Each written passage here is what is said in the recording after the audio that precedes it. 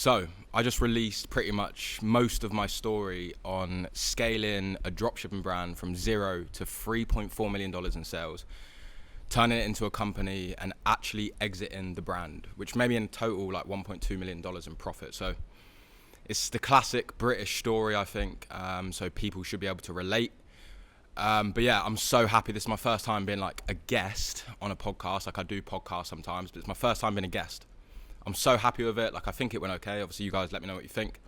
But I'm going to give away $2,000. I'm going to split up between $100 per comment. So comment, like, and watch the full video through and you can win. You usually only get like, I think 20 comments per video anyway. So if I'm choosing 20 people to win $100, it should be pretty easy to win unless we get loads of comments now.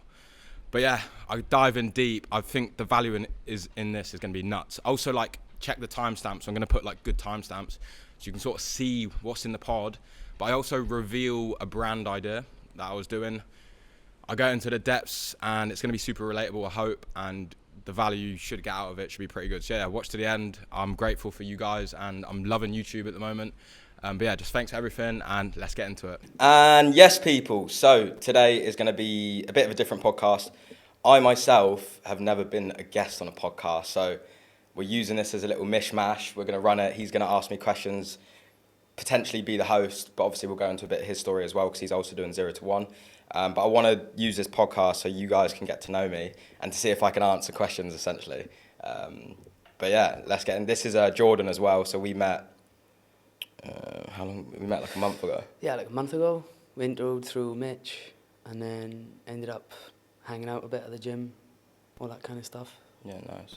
Yeah, so yeah, he's also doing Ecom 0 to 1 and it's actually got a really cool brand. But yeah, bro, let's get into it. Tell me about what got you into doing Ecom. Like, what was the thing that like drove you to do it? So yeah, my Ecom journey is not actually traditional, I would say. Like, I've never done a course. I never really knew what Ecom was. Yeah, all I knew was I wanted to make money. So I remember driving when I was a kid in the car to school and I was like, I'm going to be doing something big. Like, I'm going to be making loads of money. I'm going to be rich. But I never knew how that would happen.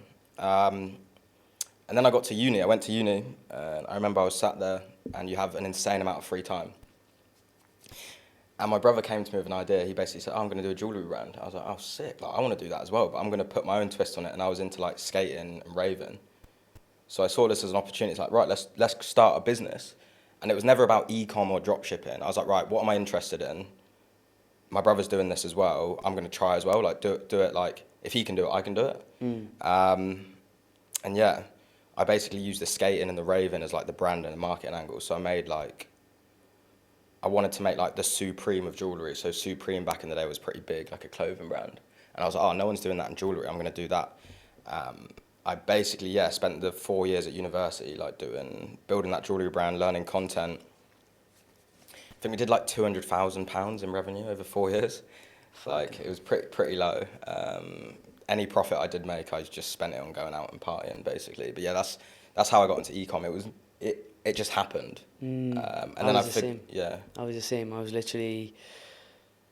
with my missus up in Cardiff at the time, one of my ex-girlfriends, and a few boys I knew back in Wales were like starting fashion brands. And I saw one of them was like popping off at the time. I think his brand was called Unmasked Apparel. And I thought it looked sick. So I was like, I got to get into this. So then I started my first brand. And it was basically, started off just like stitching a couple of t-shirts, all that kind of stuff, in a local supplier in Swansea. And then over time, I was like, I got to upgrade this. It looks naff. Like, it just wasn't working. So I started like sourcing from suppliers. Started off in like Pakistan, come back awful. Like, sleeves were down here, yeah, like, cause I didn't get samples. So I was just like completely fucked up. And then started getting like decent suppliers, doing pop-up shops and all that kind of stuff. So like, it was never for me initially about Ecom. So I was exactly the same. Yeah, it was just like that passion about fashion at the time, I think. Yeah, I think the people, same as mine, like passion about fashion or like that sort of stuff, like creative. Yeah. I definitely think those sort of people do the best, though, I reckon, in the long run. I think you're like, it's good because if it's about like passion when you start in Ecom, you don't obsess over too much of the like complexities of things, like going and studying courses and trying to figure it all out, and like there's all these like things that can kind of like overwhelm you. But like if Yeah. you're just going in and you're passionate about what you do, you kind of just like start figuring it out, and you're foolish and you're just naive about it. Yeah, so I was like one step at a time. So I was like, right, Googled, how do I build a website? Like, I think people really overcomplicate it, man. Yeah, I Googled, right, how do I build a website? And then I built the website on Wix. I ran the store on Wix for like 2 years, which also does Ecom. Yeah, it's fine. It looked all right. The website was all right, but obviously it's a pretty different website builder. The e-commerce back end of it isn't as good as well. Yeah, so I did that, and I was basically doing influence marketing. I'd basically send jewellery to like skaters, and then girls who just looked hot, basically. Yeah, that's pretty much what I did. And then yeah, So- sort of scaled up. Like it was doing all right. When you started selling, what was like the biggest driver for you in that brand? Was it the influencers that got it kickstarted, or was it the paid ads? It was the marketing angles. So I would send it to skaters. So this was like the era when Instagram, the skateboarding scene, there was like cool Instagram skate edits. Yeah. So I would send all my products to those guys, and they make cool edits basically. But the paid ads, yeah, like I didn't know what Facebook ads were for like 2 years. And then I was probably doing like £2,000 a month in revenue, Yeah. which I was so gassed with. Like, and I went to the pub once, so it was like a uni day. Went to the pub, I think I was skating, and I was just having a beer, and I met these boys, and I was like, yeah, I do ecom, like I got a jewellery brand, I'm sick as fuck. And then there was this guy called Kamal, and he was like, oh shit, like I run paid ads for jewellery brands. I was like, paid ads? What paid ads, mate? And I was like, no one buys off Facebook ads. That's so not true. And then he showed me, he's like, oh, one of my stores I'm working with is doing like 30 grand a month. And I was like, no way. So this must be when I was like 19, 20. And I was like, that's insane. You're doing 30 grand a month, which is actually tiny in ecom. But when I saw this, I was like, this is insane. And then he basically closed me as a client, and then started running Facebook ads for my store. And I think we did £3,000 to £5,000 in a month. And I was like, this is insane. But then what I did, I figured out I could run them myself. So I saw how he did it on the account. I was like, oh, I could do this myself. But then, yeah, just started running Facebook ads. But it just never really took off the ground. It was profitable. Sick ROAS. If I knew what I knew now and I did it then, I'd be able to build a massive brand. But I never took off the ground because I had no money. I was spending all my money going out, chasing women, just doing loads of drugs and stuff at uni, basically. So it never really took off the ground. I was very much the same when it came to my brand as well. So I couldn't get it off the ground. Like I went and did pop-up shops in like Switzerland, Hamburg, and all this stuff, right? And like You went to Hamburg? yeah, For so a pop-up? How did that happen? Yeah, it was wild. So pretty much what happened was my manufacturers that I sourced my manufacturer in Thailand, but they were half Swedish and half Australian, like the company, the two guys running it. And I really got on with them. We built an amazing relationship. And they loved the products I designed. And they were like, George, like, we're going to be going to do some pop-up shops for a load of brands. And we're going to do like collaborated pop-up shops with like loads of different fashion brands in like this penthouse suite. And I was like, sweet, I'm in, I'll do it. So I was like packing my bags, like fucking making up labels. I was just like writing on Sharpies with like price tags and everything, just trying to make it work. Took like, you know those, I don't know if you've ever seen them, like little metal tin boxes where it's like, for like counting money and shit, like things like that. So I just had one of them, went out there, got like a little, it was like the early days of like contactless payments. Oh, sick. So like I took that with me and then just set myself up in this shop and pretty much sold out. And I was like... You sold out? Yeah. Bro, That's so sick. What was the brand? Like, what was it? Like, just normal clothes or like logo and shit? Yeah, it was like printed T-shirts with like kings. And then like my brand was called Kings and Queens. And it was pretty much like an urban men's fashion brand. But like, yeah, I did like photo shoots in Manchester. Oh, sick, yeah. And that was awesome. Like, that was one of the like first time I experienced being involved with like photo shoots, models, all that kind of stuff. That's the shit I love about ecom. Like, all that, that's the proper stuff. Yeah, the experience of doing all that, the creative of it all, innit? Like, and then yeah, I got back after doing this pop-up shop. Well, I'll tell you the story of the pop-up shop. Like, so I sold out and I thought, this is sick, best experience ever. Popping champagne with my manufacturer on the balcony, and I was like, this is what I'm going to do for the rest of my life. Oh, like, this is it. No way. And then That's so sick. Weirdly, my manufacturer goes, you never know what you'll be doing in like 2 years. Yeah, true. And literally, I got back launched my website, and it was just like a hay bale rolling in the wind, just no sales. Did you not run ads? Didn't know, bro. I just You didn't. I Yeah, didn't, I just, mate, it's so obvious. Like, yeah. obviously, you can say it a million times, but if I knew what I knew now back in the day, like Facebook ads was a gold rush. I think 2016. You reminded me actually. So, obviously, I was like doing the branding stuff, the fashion stuff. Like, I remember GQ reached out to me. Because they saw me from ads and we love your stuff. But basically, I was like, oh my god, GQ's like scouted me. They want me in their magazine. But then you just pay them basically to put your products in the magazine. But it was the GQ magazine where Storm's on the front, and all my products are in like the little product section.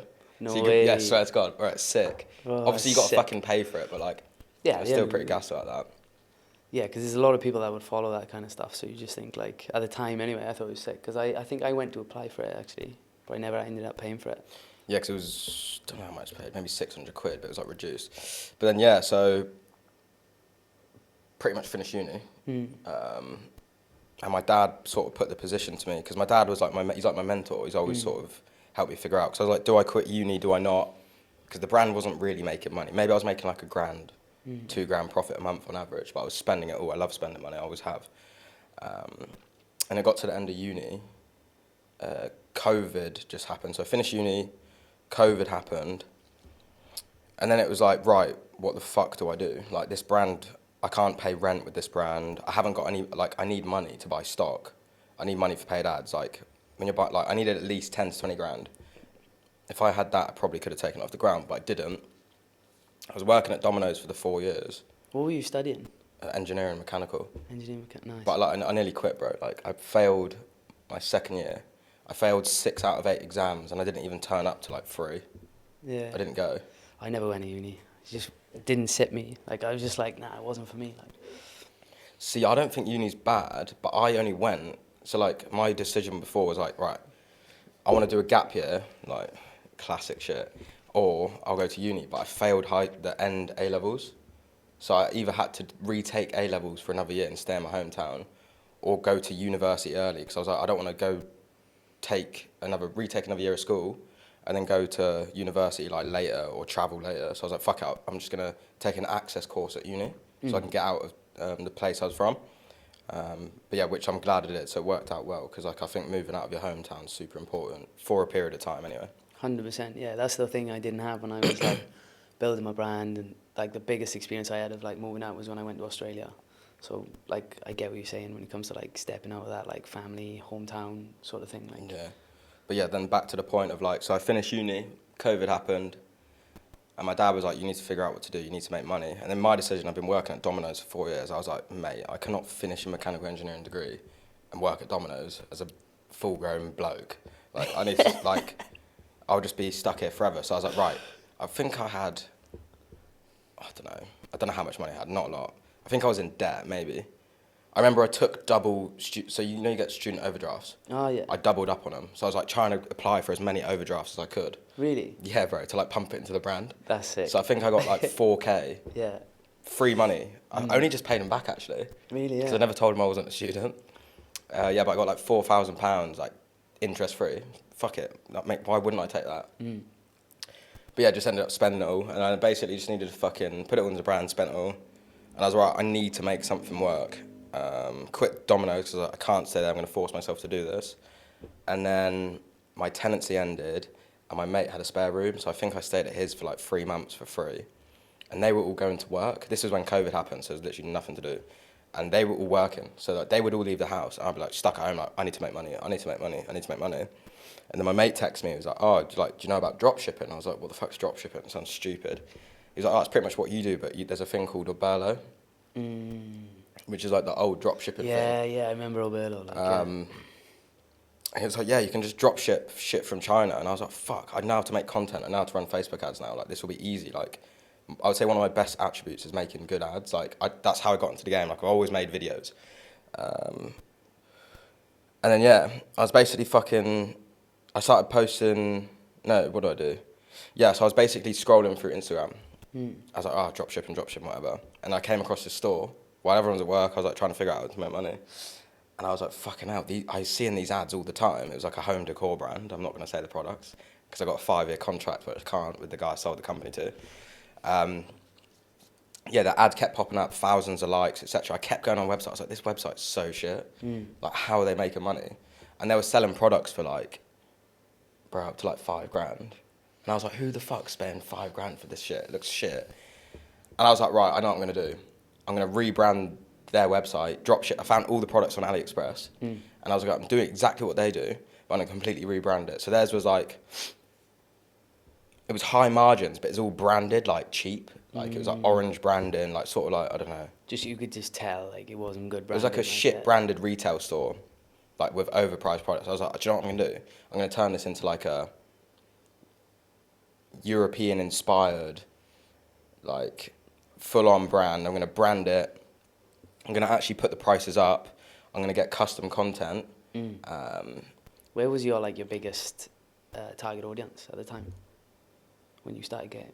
Yeah, UK. So yeah, but I basically was like, fuck it, I'm gonna rebuild this. I built it in like 3 days.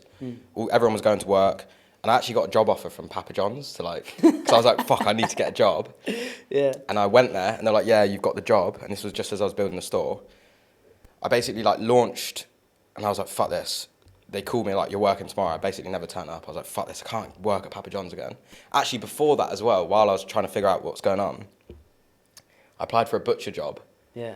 And I went to the butcher's, and it was like a slaughterhouse. Yeah. Bro, I walked in there. This was obviously when in the period I was sleeping at my mate's house for free, trying to figure out dropshipping. And I got in there, and they were like, all right, there was a group of like 12 of us, and they're like, who here speaks English in the introduction day? And I was like, mate, if that's a barrier to entry of who the fuck can speak English, like, I'm out. I put my hand up, I was like, see you later, guys, this isn't for me. Just walked out in a group of like 12. I was like, fuck this. And I went home, I was like, right, I got to make this brand work. Built it in 3 days, took all the AliExpress images with the branding marketing angle I had, and yeah, just launched it, and day one it was profitable, like no joke. Wild. Yeah, and then I think I got like a video on it, but yeah, I did like $5,000 first month, then probably like 15, and yeah, just scaled it up from there. But like, I was able to get my own place within 2 months, like paying my own rent. That's sick, bro. From like having no cash. I was like, I think I was in debt, like pretty sure I was in debt, like Yeah. I was living out of overdrafts. Yeah. But that never worried me, like I Yeah. didn't really care about that. Yeah. It was never a stress of mine. That's like everyone sort of does that though, when they come out of uni, like full of debt and that. And that's Yeah, everyone has debt. It's the biggest thing in it. Like why entrepreneurship is probably the best route, like 100%. Yeah, I don't think entrepreneurship's for everyone though. I honestly think you either have it or you don't. Some shit you can learn, like some business models you can learn. But most people I know that are doing, they've just always, actually no, that's not true. That's not true. I know people who have worked and then became entrepreneurs and crushed it. So that isn't true actually. But like, you can tell, like, I always said to myself, I'm never going to have a full-time job. One, because I can't be fucked to do interviews. Like, I don't want to be sat there going, hi, can I have a job? I was like, I'm going to hire people instead. That was like my ideology. Yeah, do you know what? Like that was probably the thing for me. I went and did an apprenticeship as a spark, and like I got all respect for like anyone who works in construction and stuff. But I knew from like the get-go, I was like, I don't want to fucking do this. But I stuck it out anyway, and it was like 3 to 4 years being in an apprenticeship, shit money, trying to build a brand. Like it was hard, like, but like I had more fulfillment working like 18-hour days trying to figure out how to build a fashion brand outside of that than I did actually doing that job. Like, Yeah, facts. Like, it's super fulfilling. what was your budget like when you started out, like with your brand? So, yeah, this was actually a massive problem and a massive thing. I had no money. So I started the brand. Basically what I did, I had no money at all. So what did I do? Yeah, how did you finance the paid advertising side of things? So that's what I did. I went to my brother. I said, I've got an idea. I know it's going to work. So what I did is like I said, I was in debt. So I was like, right, I need money, bro. And my brother's making good money. He's got like a couple properties. He's a lot older than me as well. So yeah. I basically said, look, I've got a store I want to build. I know it's going to work. That's what I did. I know, because it's hard to remember now. It was like 4 years ago.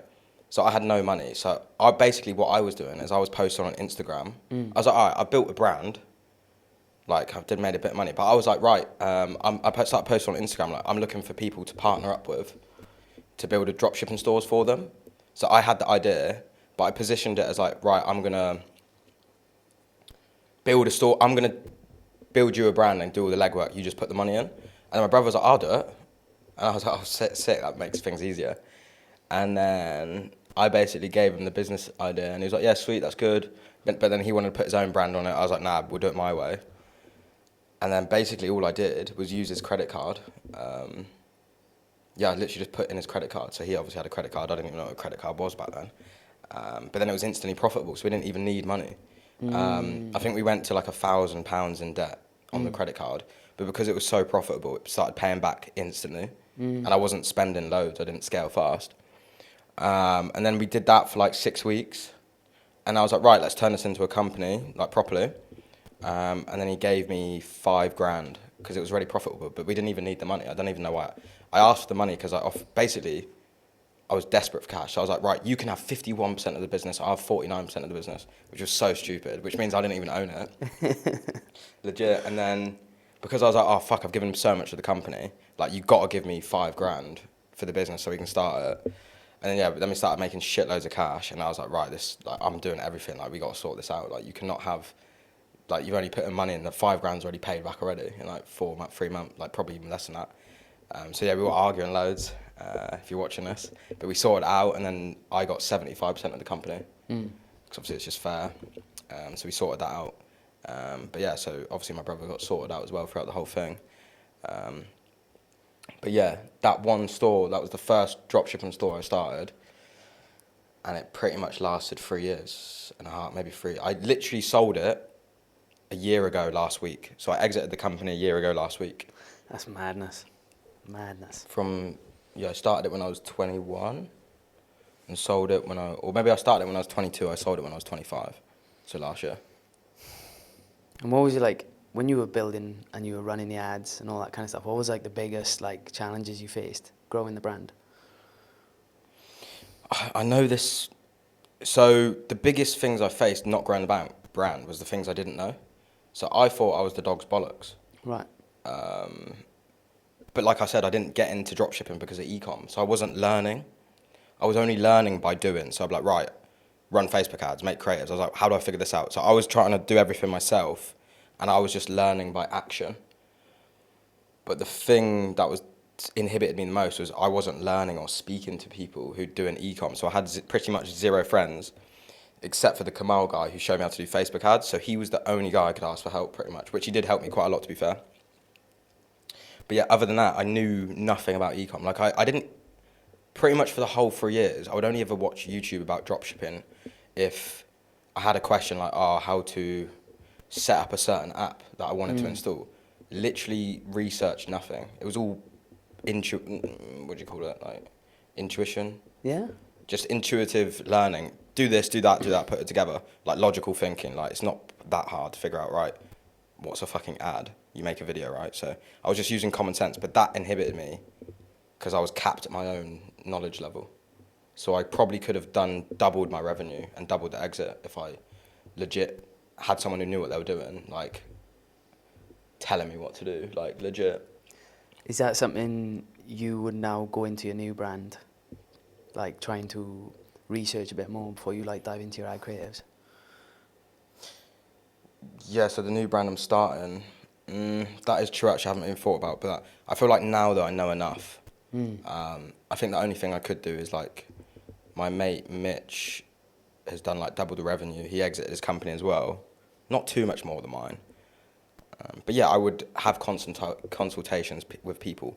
But the thing is about what I didn't know before, it was just like, all I needed was one person to be like, right, Google ads, by the way. Just one thing like that, you can run, why aren't you doing Google ads? Done. That would have been me sorted, like I would have run Google ads. Or, all right, what about Pinterest? So like, I just didn't know about that stuff, or like email marketing. Oh, by the way, you need to have emails. If someone just told me that one thing, I'm like, oh sweet, done, quick. So the whole time you ran that brand, were you doing any of those alternatives? Nah, so for the first year, just Facebook ads and image ads. Interesting. And I didn't even do a profit and loss, ever, for a full year. I didn't even know how much money I was making. Legit, I would just look at the bank account and be like, yeah, going up, nice. I swear to God.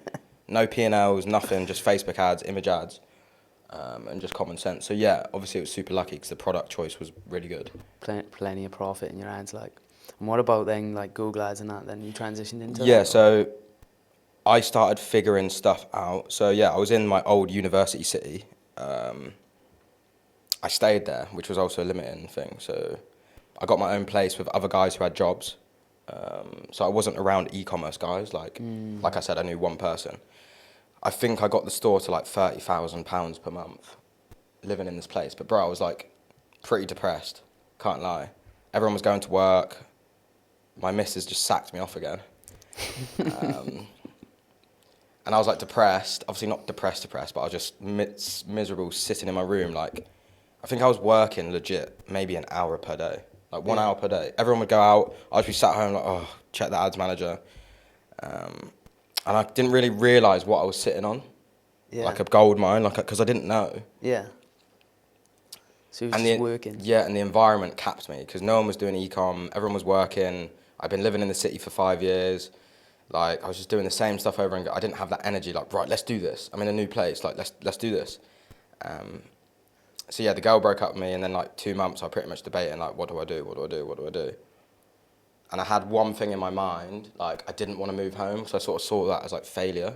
Because I always think like, oh, if you go to university for 4 years and then you move home with your parents, and everyone ends up living with their parents till they're 30, like I don't want to be that guy.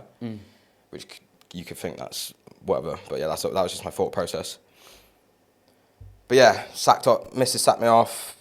I was pretty much going mental for a few months in the city, getting drunk, going nuts, obviously making money, but not to a good degree. I got to a point where I was like, I need to move home, like, otherwise nothing's going to change. Like, I need to move home, I need to, like, ground myself. And I was like, fuck it, packed everything up after Christmas. It was COVID again, moved home with, like, all my stuff. So I've been living in the city for 5 years, that's pretty crazy. Yeah, then moved home. I remember sitting in my bedroom at home, I was like, what the fuck am I doing? And then I was like, fuck, like, I need to get an office. Like, getting an office will be so good, because then I'm not sat in my mum's bedroom's house in my pants, like, trying to scale ads, because I don't think that's not productive for me. In your pants as well. Like. Yeah. And I messaged my mate, Josh, he dropped out of uni a year before, and he'd been living at home, fucking sat in his bedroom, with his hands in his pants for last year, I think. Just trying to build businesses as well. Like, we're in exactly the same position. I was like, mate, yo, bro, like, should we get a fucking office and just grind it out for like 6 months? And it was COVID. There was literally nothing to do. And then luckily, one of my old friends had like a shed in their back garden, like pretty well off people, like big house. And they just built like a man cave. It was sick, like a wood fire, good Wi-Fi. There wasn't even an Apple desk in there. It was sick. And we rented it off them for like 700 quid a month between two of us. So it was like £350 each. And yeah, me and Josh sat in that office. I've got videos of it. For 6 months throughout COVID. Just me and him, pretty much. 6 days a week. I'd go in there, bro. I'd even go there at 5 a.m. sometimes if I was like waking up. But I'd be in there 8 a.m. to 10 p.m. pretty much every night. Me and Josh, we would just sit in there, fucking, obviously granted, we're not working 12 hours a day. Like, Yeah. We'd be sleeping in there, napping in there, fucking, pretty much doing everything in there. We lived in there. I'd wake up, go there, until I fucking was done with the day. Got hella facts. Obviously, the gyms kept closing. I was basically just eating on my laptop, just fucking planning for that. But I was writing all my notes down. Every single thing I was envisioning. I'm going to get this brand to this certain numbers. I'm going to do this. Started trying to make an agency on the side, which was a wrong decision because you shouldn't do many things at once. That distracted me. Cut that off. But then I remember coming home one day, and my dad was like, oh, how's everything going? I was like, yeah, I've just done my first £1,000 profit day. I was so fucking hyped. Like, I couldn't believe it. I remember I walked in, and I was like, oh, I'm going to, like, this is it. Like, I'm going big now. And he was just like, yeah, because mum and dad always wanted me to get a job. But he was like, yeah, just keep going, whatever. Yeah, what was the relationship like with your parents, with you building brands? Because my parents were like, when I started out, just thought like I was just fucking about on a laptop. So So my brother and sister are pretty successful in their careers. I was always like the risk taker, I would say. Yeah, probably the failure. Like, my family were pretty worried about me. Nearly got kicked out of school, getting into drugs. I would say I nearly lost it all. Had like an intervention with my family, like, and then yeah, my dad was my mentor. He basically kicked my ass. He was always there by my side, and he was basically one, like, I wouldn't be able to do anything without him, basically. Yeah. So he was like, drop the jewellery brand. You're making money on this dropshipping brand. Forget about the agency. Go all in on this. Focus on this. And then my dad actually really helped me. Part before this, when I was doing the jewellery brand, I was doing jewellery brand, working at Domino's and at university doing engineering. It's a fucking hard degree. So I was doing 3 things at once. Doing Domino's to live and put money in the brand. And my dad was like, all right, what I'm going to do, because I just failed my second year, and I nearly got kicked out of uni. They were like, yeah, you either need to leave or you need to do 2 years. And I basically went to university. I begged him. I said, I don't want to stay here any longer, otherwise I'll leave. And I was like, can I do the 2 years in one? Because I just failed second year. And they were like, yeah, you can, but it's going to be fucking hard. Like, no one's done it. I swear to God. And my dad basically took over all operations of the jewelry brand. So I shipped all stock to my dad. He was working for me for free. Fair play, like, he was shipping legend. all my orders. I was working at Domino's in the evening. Oh, no, fuck, bro. I even quit Domino's while I had all my exams for like 3 months. My dad was fucking doing all my jewellery. And he was like, focus on uni, fucking get the degree. I was like, fuck it, all right. Managed to pretty much pass 2 years in one in final year. Nice. Swear to God, yeah. And then, yeah, so he helped me with that. And then, yeah, found the dropshipping brand. He was like, right, focus everything on this. And then my dad worked for me for free for the whole time. He was my head of operations. He managed like the whole team and stuff. Obviously, I sorted him out with a fucking big payout when I sold the company. Yeah. Obviously, I never talk about this shit. Him spent like, yeah, gave him like a big paycheck. Him and my mum flew to Philippines, business class there and back for free. And I sold the company. So yeah, I wouldn't have done it with my mum and dad. Actually, as well, my mum and dad actually met my whole team in Philippines. Yeah. Because obviously all your team's Filipino VAs. So they had a team meeting in Philippines without me because I was too busy to go. But yeah, my dad was like obviously managing the team and stuff. How big was your team? Like 5. Yeah. But yeah, he had dinner with all of our team, met them in person in Philippines and stuff. Because my mum is Filipino. So obviously we go there to see family. So I thought, fuck it, might as well organise something. But yeah, my biggest problem was I had to have my dad involved because I'd never managed a team. I'm all over the place. I'm ADHD as fuck. I start, stop. I'm all over. But he would just like he put everything together because I'm that ideas man. He would help me execute. So yeah, that was the relationship. So I couldn't have done anything without him. I actually want to do a podcast for him, to be fair. That's pretty wild because that's what they say, don't they? A lot of the time is like you need someone who's good with systems. And also, like, I just didn't fucking know. I was a kid. Like, Yeah. my dad was massive in the corporate world. He was like traveling the world, working for a medical company. Like he was a manager for like the whole offices of Europe. He had like 150 people under him. So he knew business. Yeah. I didn't know business. I'm just all right, idea, make money, quick, messy. Everything was super messy. Whereas he knew business. I didn't know business, so he kept me in check. He stopped me from failing uni, stopped me getting into drugs, and then yeah, helped me fucking scale the business. I fucking love that. That's a hell of a story, man. So it's crazy. Yeah. What was like your main team's like roles? What were they doing? Yeah, so that's super important. So I hired like a customer support VA. And I think the main hire that was the best was like an operations manager. Because you got to figure out like what are you shit at? Obviously, you don't want to be spending your time doing operations. So we hired someone who was really good, who basically managed the team. And my dad slowly came out as well. So my dad was doing less and less as well. We had head operations, 2 customer support VAs under them. Then we had finance. We had everything a company needed. But it wasn't like that. It took over time. It was me, 1 VA, and my dad for like a year and a half. And then the team, when I sold it, was like 11 or 12 people. Yeah. Like 4 full-time, the rest were contractors. All Philippines? No.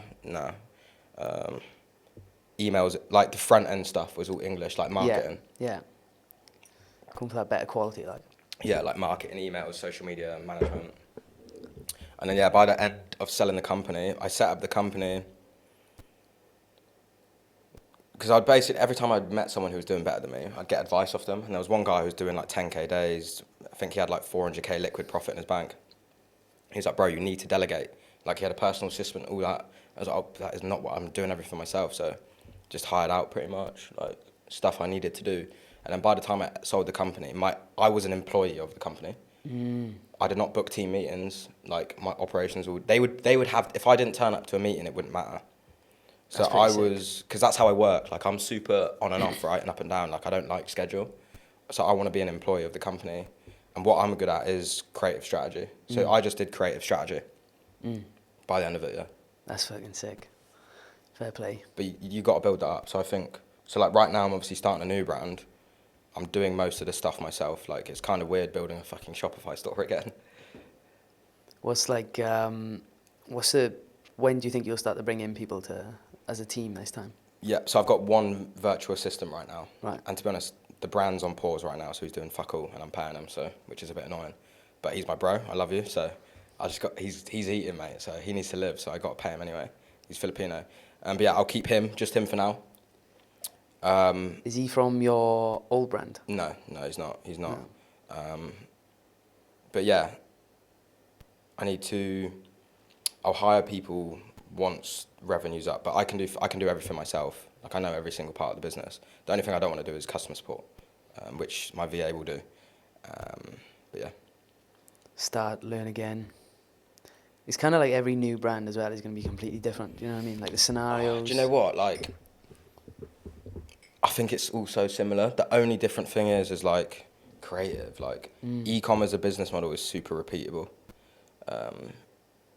Like, it's genuinely so easy. Like, I might fail. Like, shit, I'm saying it now. I might fail. This new brand might fail, but the business model is easy. There's just a lot of moving parts. So like, it's just an umbrella of things. So e-commerce is an umbrella of marketing avenues and back-end stuff. Yeah. But it's generally like a low-level business. The things that will propel you the most is just product and marketing. Everything else you can learn. It's not like building a fucking... what's a difficult business? I don't know, something probably a bit more physical, like where you've got to hire chefs, maybe like a restaurant or something. Yeah, like my mate's doing a retail shop, like managing in people staff. Like it's not, or like, for example, it's not fucking, you're not building like some tech company. Do you know what I mean? It's not like a high level business, or you're not doing chemistry.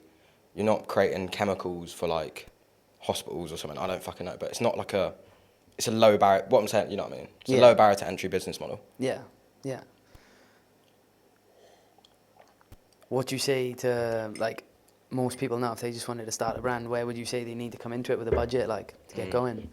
So dropshipping, you could start with like $500, but you'd be lucky to get the first store working. And also, if it works, you'd need cash flow. So, but obviously, if you got proof of concept, you should be able to find a bit of money from somewhere. For a brand, minimum 5K, minimum. One of my students just did it with 5K, but that's obviously a rare case. I would say 10K, 10 to 20K, ideally 20K. Also depends how much stock like the minimum order for stock is. Yeah, like the brand I'm building now, MOQs, I was getting pushed like 20K units, like 20,000 units, 10,000 units, and I was like, I literally just want like 1,000 units. That's all I want to get going. And I finally managed to get 5,000 after like 2.5 months of like contacting different suppliers and then having to go through an agent to like support me. Otherwise I would, like the suppliers I was going through was like direct communication wasn't very good. Yeah. So like having an agent there actually supported me much easier. Like so during the brand build you moved to Bali. Yeah. How was that experience like for you? So yeah, like I said, I sat in an office with my mate for 6 months. And I just had this feeling to go to Bali, bro. I don't know why. I went to Bali when I was 18. This is fucked as well, actually. I went to Bali when I was 18. My mates were going. I was like, fuck it, we'll go. 2 weeks. Yeah. And I remember, this was when I had my jewellery brand. We were driving to get the boat to Gili T. And I was in the car, I had 180 fucking pounds in my bank. This was in overdraft as well, like minus 4K in debt. But I could spend 180 pounds. Yeah. And we're driving to Gili T. And I was posting stories on my jewellery brand, like, sale, big flash sale, because I had no cash. This is literally how I was living, no joke. And I was like literally trying to get in, like, if I can made like another 300 quid from like just posting my story. But that was literally how I was paying for my Bali trip. Like posting my story, like sale. And then obviously I moved here. And then obviously we were driving down the same road going to Gili again. I fucking had a flashback. I was like, oh my fucking God. I remember driving on this road and I had 180 quid in my bank. And now I got like decent wedge. That's it was mental, fucking, man. well, I was Man. printing like 30K profit a month. That's with the kind of store. like, you know, at the time, which brand was that when you were? That was the jewellery brand when I went to Bali when I was 18 or 19. So that funded your trip to Bali? I flew to Bali with like 500 quid. And I was like, I'll make it work, I'll figure it out. Yeah. And then when I went to Canggu for 2 days, when I was like 18, 19, I was like, this is so sick, I'm going to come back. But then maybe that was why I came back. But I remember I was sat in the office. I was like, I want to travel. I need to travel. Because I was still like getting over this breakup as well. It took me a long time. And I was like, I got to go fucking grow. I got to go do shit. And I just texted my mate. Tom was in Australia. I was like, bro, let's just go to fucking Bali. And he'd never done online business, but I convinced him he would do it. We grew up together. Now he's doing really well. He's got a short form agency if you need some short form. Yeah, just flew to Bali, and that was one of the best things I could have ever done. And that was 3 years ago. I was going to come for 2 months. So the plan was come to Bali for 2 months and then move to Manchester. But I've been here for 3 years, and I think I'm going to move to Manchester at the end of this month. Mad. So how was your experience living in Bali, running an ecom brand? Yeah, so it was insane. So I moved to Bali in COVID. There was no one here. It was empty. It's nothing like it was now. It was so insane. It will probably never happen again. Yeah. But as soon as I moved to Bali, I met people doing agencies. I met people doing ecom, which was the thing holding me back before. Because again, I was in an office with my mate Josh, but we had limited knowledge. He was doing ecom as well, but we were both beginners. But yeah, I started meeting people doing serious shit, and they were doing $1 million months, 10K days. Like it was normal. Google Ads agencies, like Facebook agencies, and they were doing big stuff. And then every time I met these people, I would just ask them a shitloads of questions. Yeah. And that was how I progressed further. Did you like go away from a lot of these like sort of times when you meet these people and like write about it, try and make notes and things like that, or did you just try and like take it in as much as you can and then try and Nah, so apply it? I'm pretty good at asking questions. So if I had a problem, I'd be like, let's say I met this guy Will. He's super anonymous now. And he was doing 10K days. And this is when I was doing like maybe 3 to 4K, but my profit margins were super high. And I was like, how the fuck are you doing 10K days? Like, what are you doing? And he was like, bro, you got to split up the tasks right. Like, what's actually driving revenue? So he would do it like important tasks, urgent, and then to do. He would break up the task, and he'd be doing the important shit, which makes you money 3 months down the line, but big money 3 to 6 months down the line. That was one thing. And then just like discussing about ecom shit, like scaling to other countries, more ads, just all the shit. And I learned enough to which I hit my first 100,000, my first 6-figure month. Yeah. And then a year later, hit my first multi-6-figure month and 6-figure profit month. So I did like 125K profit in a month. Jeez. Like, which was fucking nuts. And the thing about ecom, it's hard, like the bank goes up and down so much because you're spending so much money. But when I made 125K profit in the bank, the fucking bank went up. I noticed that. Yeah. Yeah, that was insane. Was you like, what was your profit margins at the time then? Yeah, so we did like, so in dollars, we did $400,000, and then profit, that would have been like, I don't know what 125 in pounds is. Oh, shit. What's that in dollars? Like 160? Probably, yeah, about 160 something. 160, 170. So whatever that is. So 160 divided by 400, I don't know what that is. You can do all right off that in Bali. It was like 30 to 40% profit margins. It was a big fucking month. Yeah.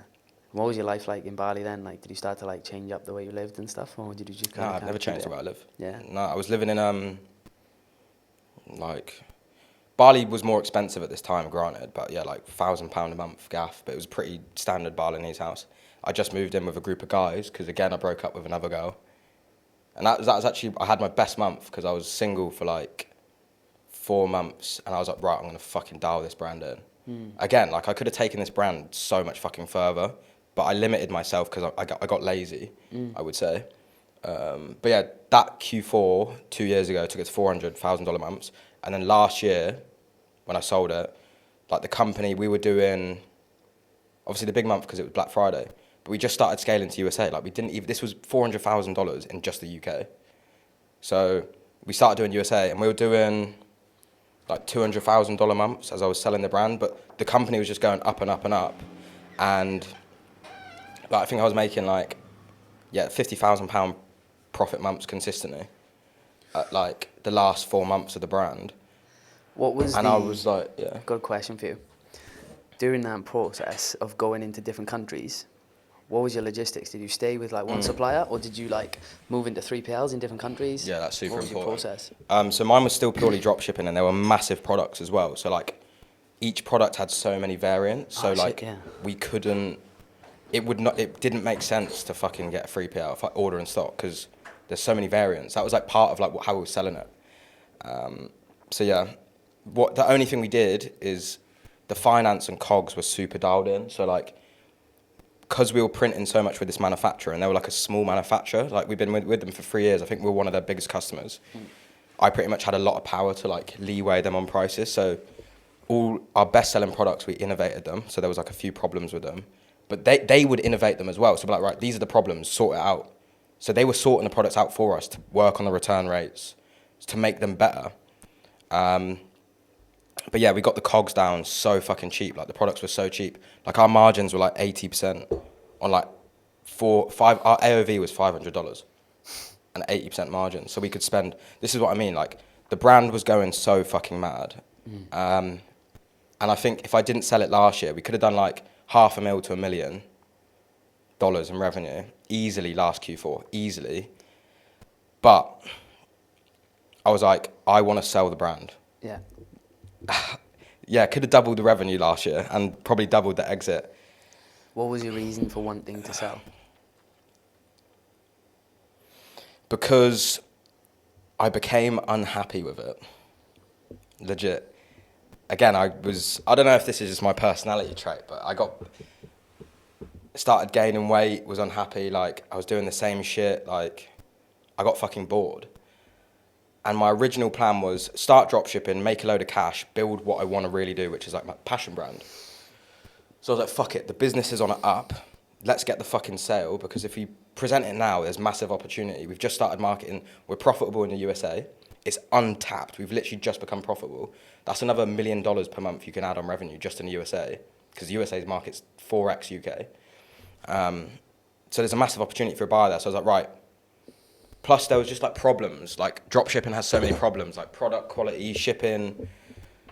I just couldn't be fucked to deal with it anymore. Like, yes, granted, we could have sorted it out, but it got to the point where, right, we've just maxed out the part of like a micro brand. Like we're now coming into, this could be 10 million a year, I think. I know that sounds crazy because I was only doing like whatever. But like I said, I think we would have done like maybe 3 to 5 mil last year, but it would have kept spiraling. So we could have definitely, it could have been, because the niche it was in is massive. $500 AOV, 8% margins. You could scale the fuck out of it. Every person in the country could buy our products, and especially if we're doing USA. But it got to the point where I was, right, we've just capped out at a micro brand. If I want to take this to 8 figures total in revenue, like we did $3.4 million in total. But if I want to take this from 3.4 to 10 million in revenue in total, like I need to be committed to this. And I also probably need to get a bit of investment. Yeah, because that was gonna be my question to you, is when it came to all of your supply, as you were scaling, what was the process in terms of financing the products to like get it to that point? And then if you wanted to go to that next level? Yeah, so the brand was self-funded because it was so profitable. But to take it to that next level, the two major problems were delivery times, because they were legit like, bro, like 2 to 4 weeks, because the parcels were fucking massive. We would have to get local stock. We'd have to put fucking probably like 6-figure sums on like... Bit like an IKEA sort of thing. Yeah, it's basically IKEA, yeah. Yeah. So if I wanted to take it to that next level, and I was just like, oh, I'm just not the guy for that. Yeah. Like, the two major problems were, yeah, shipping, local shipping, and like, because the products were so big, the amount of products that arrived damaged, not because of the product quality, but just because the shipping method. You'd lose so much cash on that. So like, those two problems were so big to solve, and it would need so much money and like operation hires and stuff. Like I just didn't want to do it, and I wasn't the guy for that. So I was like, right, business on up.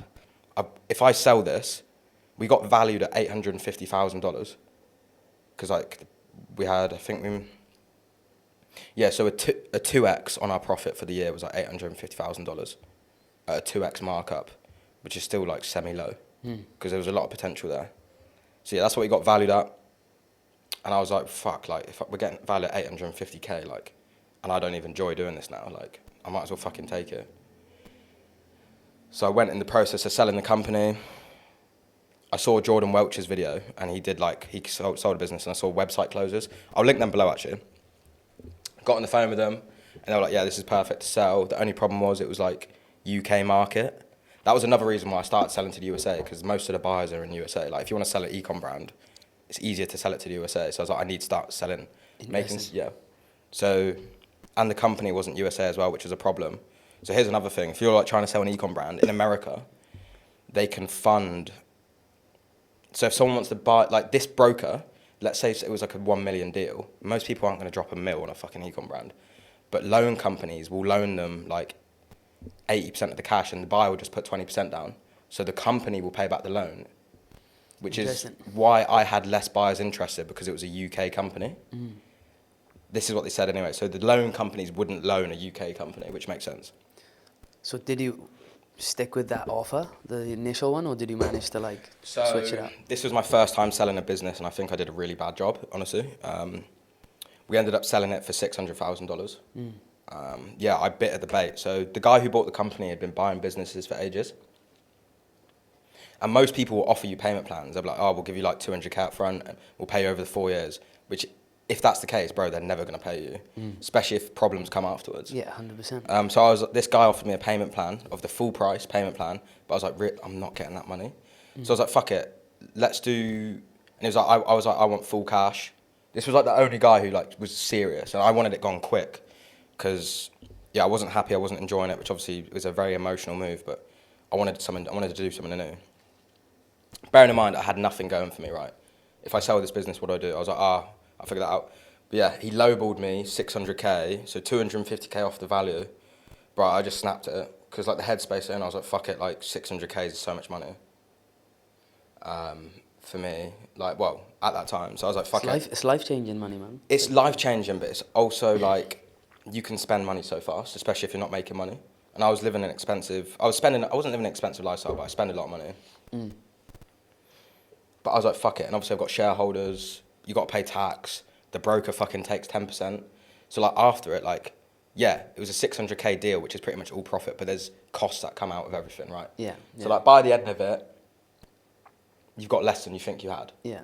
So, but yeah, it's still a massive amount of money, but like, I was more nervous about losing it. Like, I've had a fucking sick business.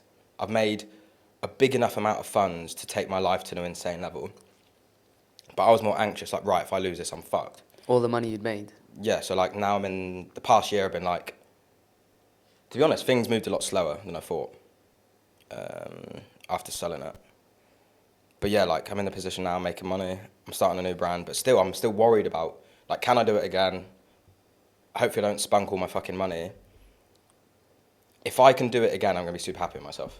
That's basically, because everyone can be a one-trick pony. That's the honest truth. Like, so if I can do it again, I'm going to be pretty fucking happy. So let's see. It's interesting that you've got still got fears, even though you've gone through that bro, whole process, that you still feel the same fears that I'm going through, even though I'm 0 to 1, and you've gone all that way. You still like have those same limiting beliefs. I think I'm a very paranoid entrepreneur. Very paranoid. I think of every single thing that can go wrong, which is not a bad thing. It's a blessing and a curse, I think. So I'm highly aware of the situation here. I've got a good amount of money, but I'm highly aware I could lose it all. I'm highly aware of what my living standard is and how much I'm spending. And that pushes me to consistently work. But sometimes it can burn you out. Yeah. Yeah. It's a healthy but unhealthy mindset, but if I wasn't like that, I wouldn't be doing what I'm doing. Isn't there a book, I haven't read it, it's like Stay Paranoid or something like that? Yeah, I'm pretty sure, like, being paranoid is not a bad thing. It's like survival, but it can burn your energy. It's like self-awareness of knowing where you're at, so that you can go forward, pretty much. Because like some people would sell a business and just fucking chill. Yeah. Like my mate Mitch, he's in the like selling a business. If it's not fucking huge amount of money, it's a very difficult thing. So my business it's a micro sale in terms of companies. Like, it's tiny, 600K. Obviously in Ecom, like, it's a decent amount, but in terms of selling a company, 600K is nothing. And you can spend that. You could spend that in a fucking year. You could buy a Lambo. You're done. Why it's difficult, and Mitch, my friend, has gone through it. He sold his for 750 with the same broker actually as well.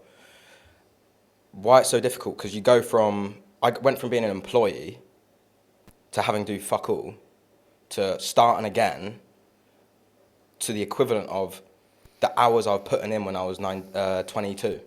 Yeah. So I have to get back into that mindset of 22, no money, I'm fucking doing this. Yeah. So that's definitely what I struggle with. But I needed that because I was gaining weight, I was fucking unhappy, I had no drive. And I wanted to do something different. So I forced myself against the back of the ball. Again, obviously you can say it's not back of the ball, but I'm aware of the situation. Do you know what I mean? Do you know what, like, even though I've not been in the same position as you when it comes to like finance, exiting a brand or anything like that, even when I've lost and my first company and went under, I spent a long time feeling like shit about it. After it, I couldn't wait to get into something else. Like, it's just something about it, just doing like brand building and stuff like that. It's just exciting when you start going. But then sometimes like that could be a negative thing. So I could have taken that brand to, I believe 8 figures per year easily. With what I can see, what I see other people doing online, especially, like I had the skill set to do that. Again, just knowledge caps, mentors. But I just didn't feel I was the guy for the job. And then maybe that's just, maybe I made the wrong decision, but I don't think I did. I don't think I made the wrong decision. So you got to have some sort of game plan.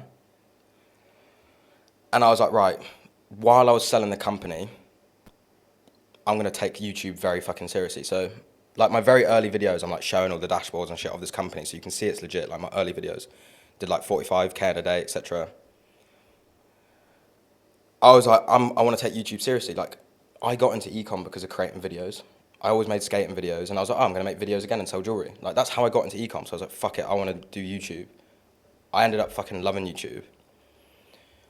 Honestly, YouTube's fucking sick. I love making videos. Yeah. And I was like, yeah, I'm going to build a brand. I was like, I don't want to drop ship again. I'll be honest, like, drop shipping is an insane business model. There are few cases where the drop shipping model prevails. So, like a friend of a friend was saying, some guy did 20 mil drop shipping ice baths, really branded, high quality products, they're probably fine. But generally the drop shipping model comes with issues. Like, there's a lot of issues. Especially if you haven't got a budget to transition pretty quick into a brand. So I was like, right, I don't want to drop ship again. So I was like, right, I'll build a private network. Like, I love meeting people. I want to build a community. So I was like, I'll do YouTube, build a community. And actually, to be honest, mate, there's a few people in the group that are fucking crushing it. Like, I was coaching a few guys, and one guy's doing $170,000 revenue per month on a custom brand that I was coaching one-to-one, making probably like 30 to 50K profit per month now, which is insane. Did he start off with a custom brand? Is that what he did? He had a custom product, and I took him Sick. from $5,000 a month to 100K. That's mega. In 2 months. Nuts. Yeah. So I was doing that for 6 months while I was figuring out what the fuck I want to do. Yeah. Because I couldn't decide on which brand I wanted to do. Yeah. Because the original plan is like, I always want to go back to the jewellery. But it's got, like, something I start now has got to be long term. Like, it's got to be, this is what I'm doing for 10 years, 5 to 10 years, and this is going to be my legacy company. Yeah. But it could, along the journey of doing this now, it could change so much. Like, when I started this brand I've been building now, I was handed like a plant-based jar of moisturizer, and we were gonna, like, you know, sell it as like a generalized sort of skincare brand, and we've ended up going down like the adventure skincare niche. So it's like transitions as you're building it again. Yeah, so this is the thing, like, I wasn't sure what to do. I spent 3 months building a consumables brand. Yeah. I was going to do, shall I give it away? Because I'm not going to do it. The one you've just... The company, I was indecisive about 2 companies to build, like brands. Shall I give it away? It's up to you, bro. Oh, go on, I'll give it away. So, intermittent fasting is massive. And things that sell really well is like doctors and podcast gurus talking about fucking shit. Everyone talks about intermittent fasting. Everyone talks about fasts. Whenever I've been the healthiest, I'm always drinking black coffee and fasting. So I basically wanted to design... I don't know why I'm giving this away. Should I not give it away? How much more detail, like... Okay, so I would basically designed a product, because there's no fasting products, basically, really. Yeah, I basically designed a fasting product. Did I go into depth there? What's like the... Do you want to give it away fully, or do you just want to hold back? No, I'll hold back just in case I use it in the future. Yeah. Yeah, I designed a fasting product that could work well with like VSLs. Nice. So yeah, I got all the samples done. Yeah, fuck, I completely forgot about this. Yeah. Got all the samples done. We found a manufacturer. The product was fucking good, mate. Yeah. Like, really fucking good. Tasted really good. But then I just thought, like, fuck, like, yeah, I like fasting, but like, it's not really the lifestyle business I want to do. Like, I like creating content, like photo shoots. Like, how can I travel and film a fucking consumable product. It's just a bit shit. Yeah. So I was like, this doesn't fit in with my ideologies. Like, so I chose to do the fashion brand. So now I'm doing fashion. I'm going to reveal my business at some point. I'm actually wearing one of the products. But yeah, I'm doing fashion. And I started doing it. We did $7,000 in the first 3 weeks of launch, like break even. Well, okay, I don't mind. It was one SKU. But then again, we just put it on pause because it didn't fit my vision. So now I've just rebranded it, but I think this is the one. And that's taken me 1 year since selling the company. Yeah, it's a transition. In between though, so we were literally working with guys starting e-commerce, and then we had like 3 big success stories, and then like 5 to 6 people doing like 10 to 30K a month. Yeah, like 3 doing 150K a month. I started 2 dropshipping stores in the past year as well. I think one we did like 50 to 60K, but just died out, stopped it. One didn't work. And now this is the one. But I've put a lot of fucking money into it. So this is one thing I did as well. I just sold my villas that I was building in Bali. Because when I sold my company, I was like, fuck, I will need income because I don't know how I'm going to make money. So I was like, right, I put 150K into villas in Bali. I bought 2 villas. Yeah, shit. Yeah. So what's happening with them now? Like, Yeah, so my thought process was, I'll finish, after 1 year, I'll be making 3K a month profit from these 2 villas, so I'll be okay. Yeah. Like, if whatever happens, I'll have a salary. That was my thought process. And then I was like, fuck, I might want to leave Bali. I don't want ties to Bali. I don't see the future of Bali. I don't see how it's going to be well. It's actually more fucking high risk having these villas. I'm also putting a lot of my liquid capital without an ecom brand into houses, which I don't even want to manage. It's a whole nother business. So I was like, right, I need to fucking sell these villas. So I basically sold them back to the guy I bought them off at break even. But it was a waste of fucking time. And I didn't research it. I just fucking Chad lumped 150K into 2 villas. I'm going to make a video on it as well, actually. But yeah, break even, made no money, lost no money. But I want that money in case I need it for my brand.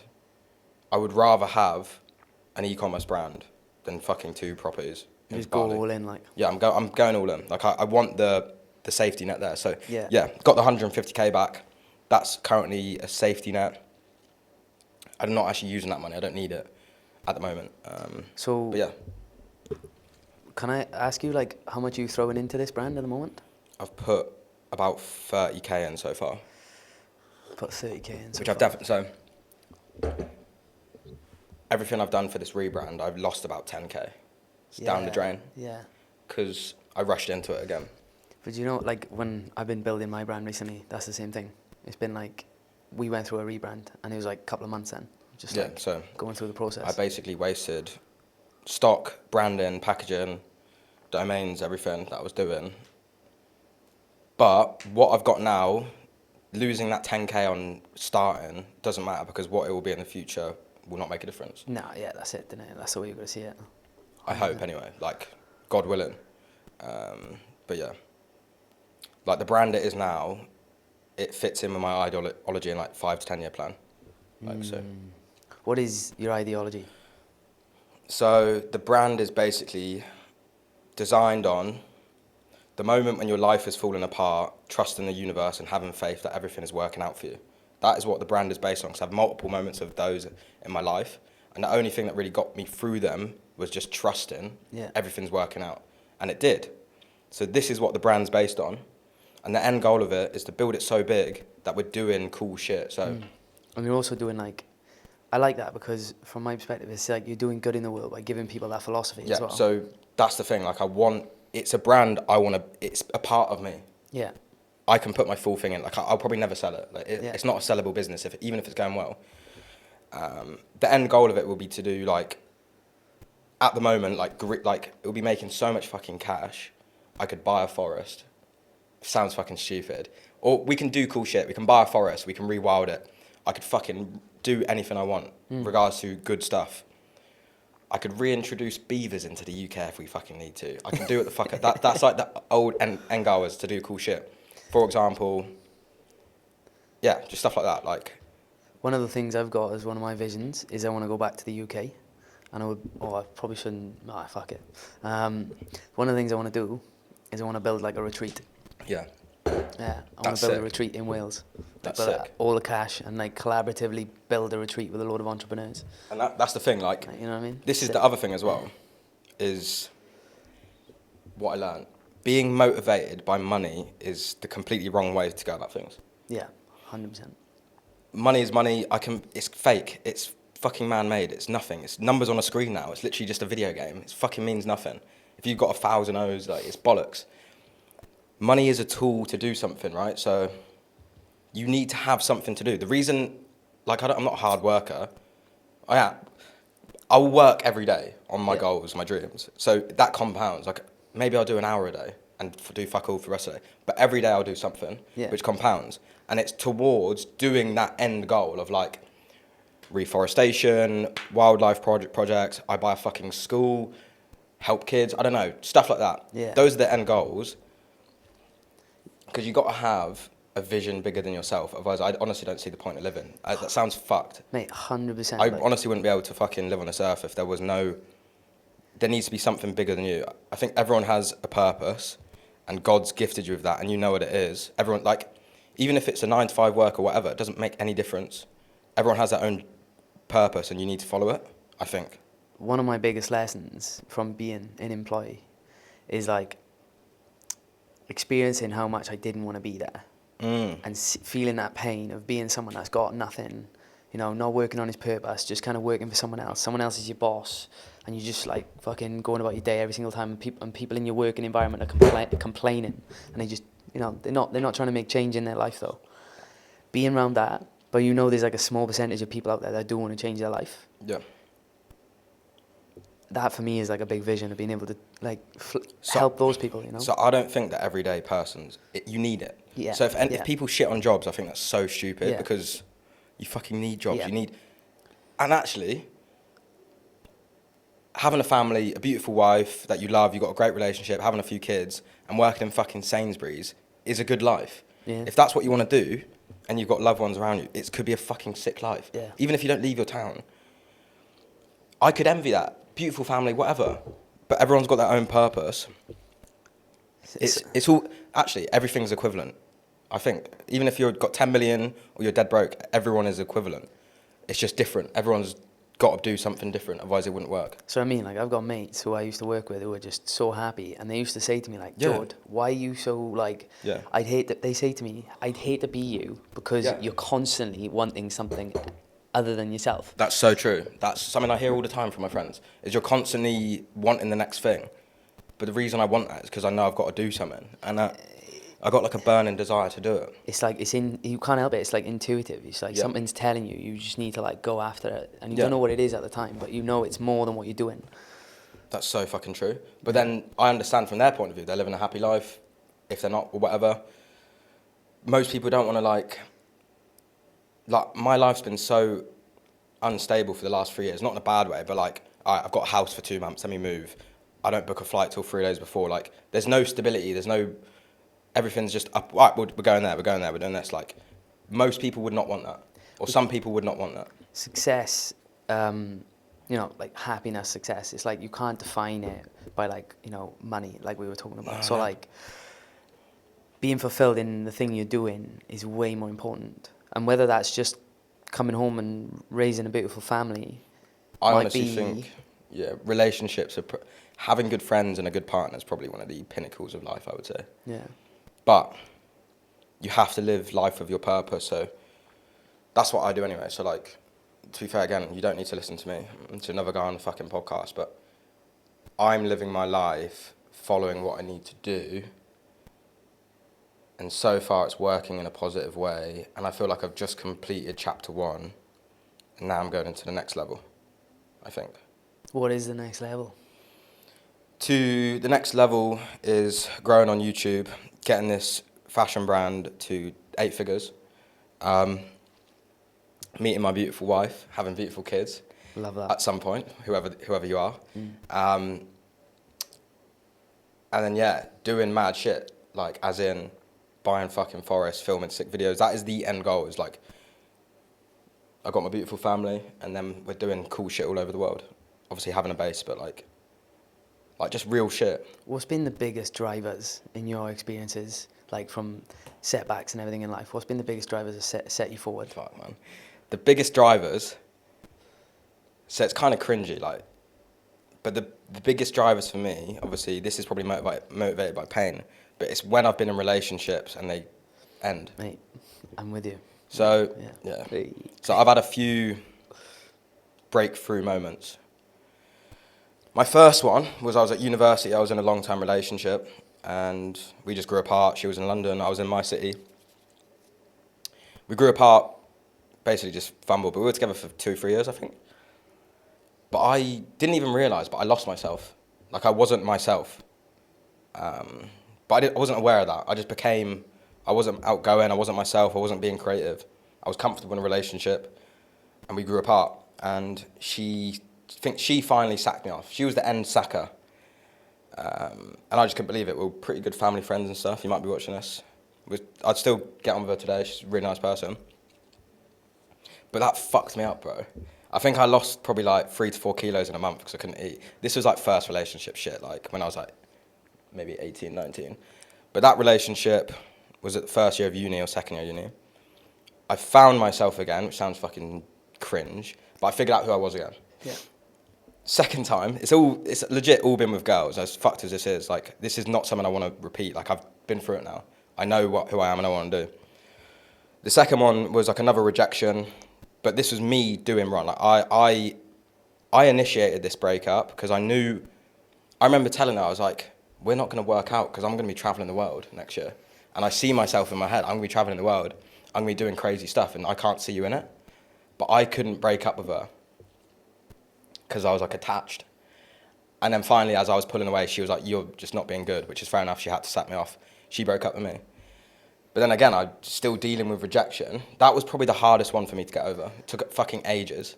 I went through a similar scenario. So mine was very similar. Like, I just had this vision, and I was like, I'm going to go and live in Bali. Yeah, like, I just have this thing. And she didn't want to do that. So towards the end of the relationship, it was like, she was like, right, I'm going to leave. And dealing with that rejection, and like knowing you love someone that much, is like, yeah, it's shit. Like, it's like fucking horrible. It breaks you. Bro, it's fucked. But I wouldn't have moved home. Yeah. I would have stayed in that city if I was with her. I wouldn't have come to Bali if I stayed in that relationship, and I wouldn't be sat here right now.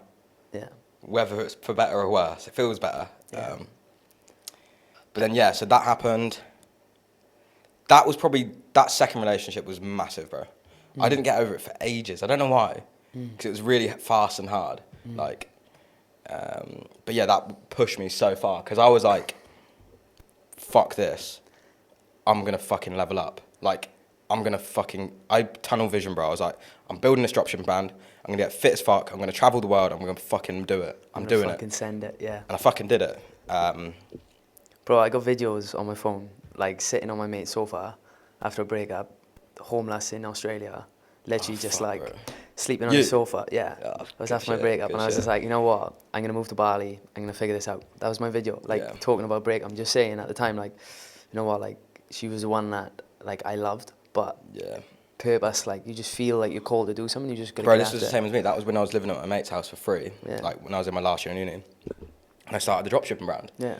It was all because of this. Like, I was pushed to do this. There was a moment, right? So I was fucked, bro. Like, I remember I was on my fucking, this is cringy as fuck, but whatever, I don't give a fuck. And people could go through this as well. I was on my knees, bawling my eyes out like a little pussy. Nah, it's not pussy, bro. Yeah, I think people would say that. Crying my eyes out on the floor in this fucking uni house. Before I moved into my mates, this is when I was just finishing uni. I think.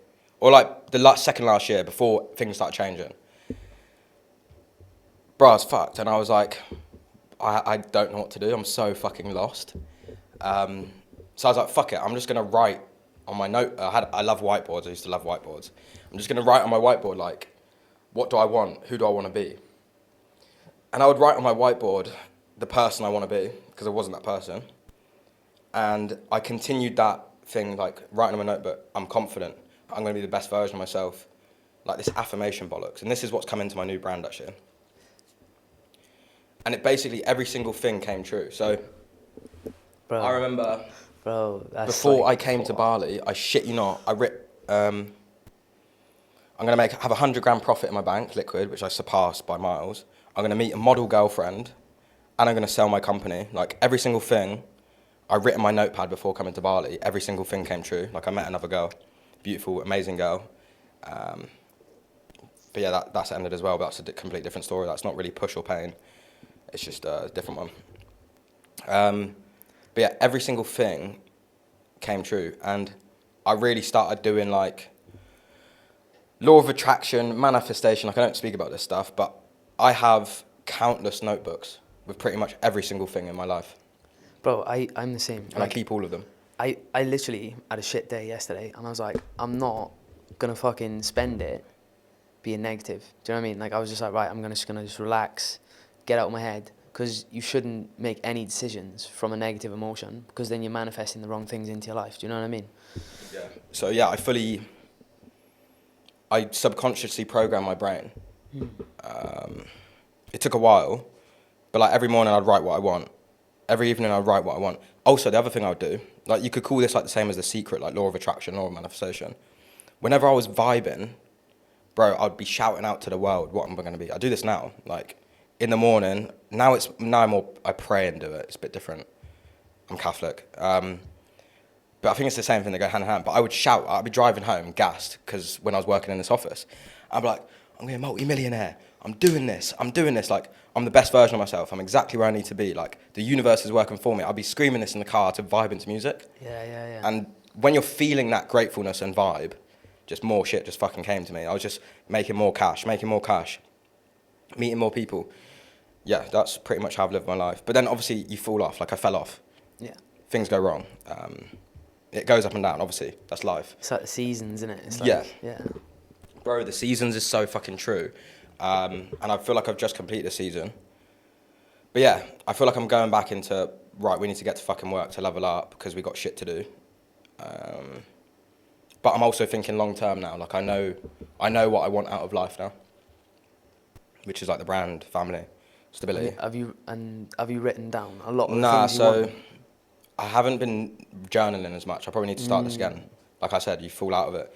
I've been speaking about it and praying about it. Like I feel like I've come closer to my faith. I know every podcast guy is talking about this now. But yeah, I pray a lot. I probably should journal more. I need to do that. I'm probably spending way too much time on my phone. That's something I need to sort out. But yeah, I'm speaking it. Like in the morning, I'll speak it. Breathwork is actually the thing I do a lot now. It's been the thing like that stables me. You know what I mean? Yeah, I did breath work a few weeks ago. It was good. It was really good. Mate, it's a sick thing to do every day. I find like it just helps me manage like emotionally. Yeah. It keeps me stable. Like, what is the thing you desire the most out of the thing you're going after right now? What is the one thing you want above everything else to come out of all of this? Whether it's value based, feeling based, physical. Out of this podcast or for my phone? No, like this what you're going after now. Like you've told me you've got a big leap of faith and you're gonna go and do these things. Oh, okay, yeah. So what is the one thing you? Yeah, so for context, I'm doing a big leap of faith. Might be moving countries again. Want to build long term. Want to focus on this brand and build it for the next 5 years. That's all external stuff. That's just like my purpose. What I want the most out of this leap of faith is stability, family, and good friendships, which I have already. But to develop that more, and that's the thing I'm worrying about most, because obviously I'm moving country again. Can I build it up again? But yeah, obviously I've got long-term friends, long-term relationships. But yeah, that's what I'm looking forward to most to receiving, because I know it will happen. But the building the businesses, the branding, that's my life purpose, I think. But I think everything will come. Fuck knows. Fuck knows. Just gotta take a risk, bro. Nice one. Good stuff.